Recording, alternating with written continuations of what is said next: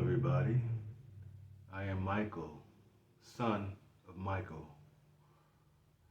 Thank you for coming to my channel today. Um, I appreciate the presence of anyone who chooses to join me. Um, Today, let's talk about outreach. Outreach. You know, going to people on the street or being standing on the corner or somewhere with a loudspeaker. I think we've all seen it. We've all seen it done. And frankly, today I felt convicted to talk about this because it was part of the message that a pastor put forth today. And it's something that I've literally always avoided. So let's talk about outreach. And I'm going to tell the truth as I always try to do. No, not that I always try to do, which I always do here on this channel. No one's perfect, but I do do my best to get the truth across. Outreach. Whenever I've seen or heard it done, I would cringe from embarrassment, right? That feeling of like, oh, I can't believe they're doing this. I'm not even the one doing it, but I'm the one feeling embarrassed.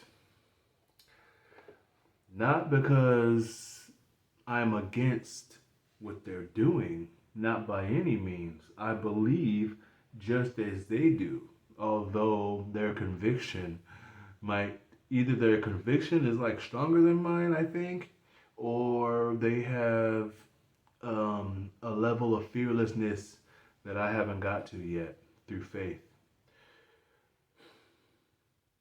So yeah, I'm not against what they're doing by any means, but because really I'm embarrassed for them. Now, how can you be embarrassed for somebody else? I've had so many moments in my life where I've been embarrassed for somebody else doing something crazy in front of me. Not crazy, but doing something outlandish, what I call outlandish, in front of me. I'll get embarrassed for somebody real quick. I never understood how people can speak into a loudspeaker on a public street full of complete strangers. I've never understood it. I just, it's something about my personality, I guess. It keeps me away from talking to strangers, you know? Like, I don't want to talk to strangers and like interact with them. And I don't know, little sidebar. I thought that doing this channel, this YouTube thing, was my outreach. That's what I thought. I still kind of think, I still believe that, right? But who's to say I can't do both? In person and online, right? That way, it'll help the online thing be not self-seeking, be less self-seeking. Not to say that it is, right? It's really not. I only want to talk about Christ. I only talk about Christ on this channel. But, you know, it takes away any kind of vanity from it, right? Whatever could be, whatever vanity could be gleaned from it, I guess. Yeah. So I never understood how people can speak into a loudspeaker on a public street full of complete strangers. It used to boggle. It still does, actually. I still have not come over that, right? If I'm being completely honest, my thoughts go directly to, what if someone I know sees me? What if someone from the rooms of recovery see me? What if somebody I know from school sees me. Uh-oh. Uh-oh. What's gonna happen now? They saw me. Serving the Lord. Oh, everything's gonna end. No. It actually sounds quite silly now, come to think of it. I wrote this down. This is my first time writing a script. I've never written a script before. Usually I just go off the top of my head, but I'm trying to have things be. I'm trying to let things progress in a natural way, and this seems like the next step in the natural progression of making these videos. Each time I get not really better at editing, because I honestly I don't really care about that. But I do get a little bit better with the format, I think, and try to just do things a little bit more, at least what I call efficiently, to make the information a little bit easier to digest. And I hope that is the case. I really do.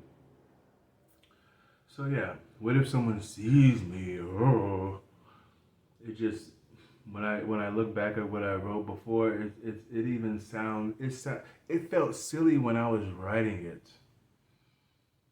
because it's really how I feel. What if they see me?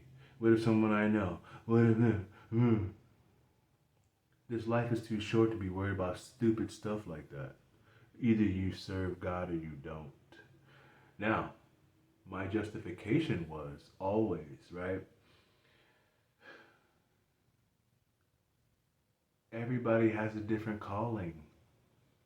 Some people are not meant to do the outreach. Some people's calling was is to do other things. Nicodemus was called to let the Lord and stay at his house, and he was called to donate his half of his stuff. You know, and he was a rich man. You know, he gave away half his stuff.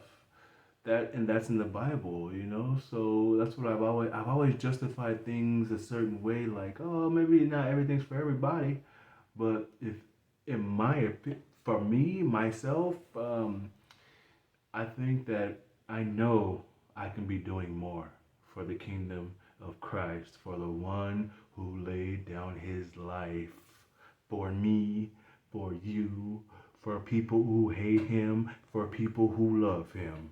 Huh? Right.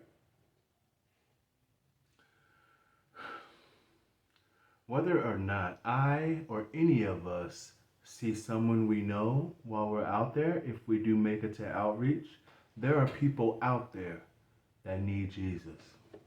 See, that's the plain truth. No matter how much I justify not going out there myself, that's the truth that is always present.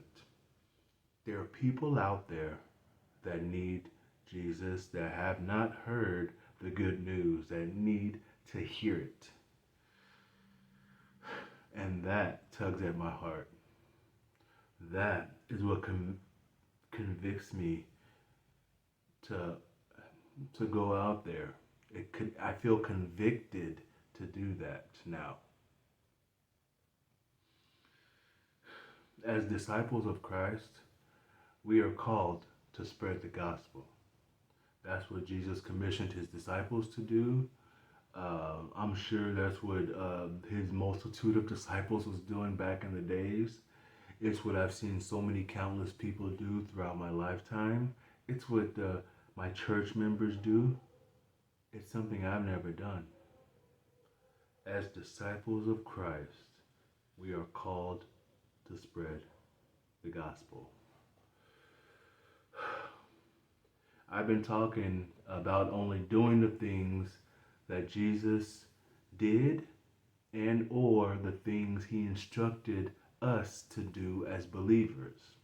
That's what I've been doing lately. I've only been talking about that stuff. Oh, if Jesus didn't say do it, I ain't gonna do it. Or if he didn't do it, I'm not gonna do it.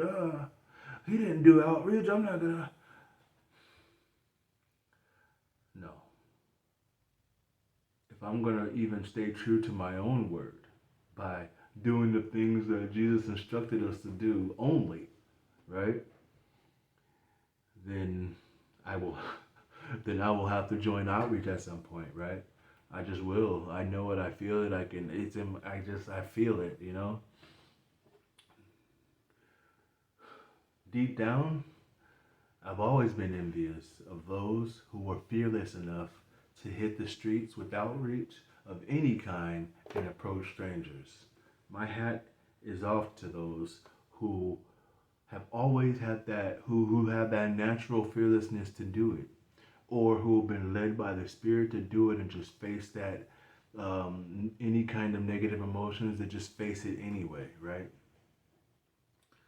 I've always been envious of those people because I've never been one of those people naturally. I'm just not. Maybe I'm a coward. I don't know, right? I suppose that there is much prayer to be done in this respect on my behalf. Maybe even on yours, right? If you are one of those people who participate in outreach, then keep doing what you are doing, for you are doing the Lord's work truly. I've let fear of the unknown hinder me my entire life from even trying, and that's the truth. My entire life I have feared the unknown with certain things. You know what's a little side note on that too? When I was on drugs and shooting up crystal meth into my arms and stuff, right? When I was on drugs, uh, I wasn't scared of the unknown. I would take something and then ask somebody 2 minutes later what it was that I just took, right? I had no fear of the unknown, but all of a sudden I have a fear of the unknown when it comes to serving Christ on the streets, proclaiming His glory and His salvation. I'm embarrassed to even admit that right now, but it's the truth, and I'm not going to hide from the truth. If you are like me and are too afraid to go out there and truly proclaim the gospel, then may the Lord continue to do a work in you and me, because we're in the same boat, no difference. I'm just as afraid as you are, but I'm going to do it anyway. I don't know when, maybe this week, but I'm going to do it. And it won't be for me, it'll be for the glory of the Lord, to bring the souls back where they belong, in the loving arms of Christ. May the Lord continue to do a work in you and me, and may you be blessed and full of faith. I love you all. Thank you very much for stopping by, and I'll talk to you soon. Bye-bye.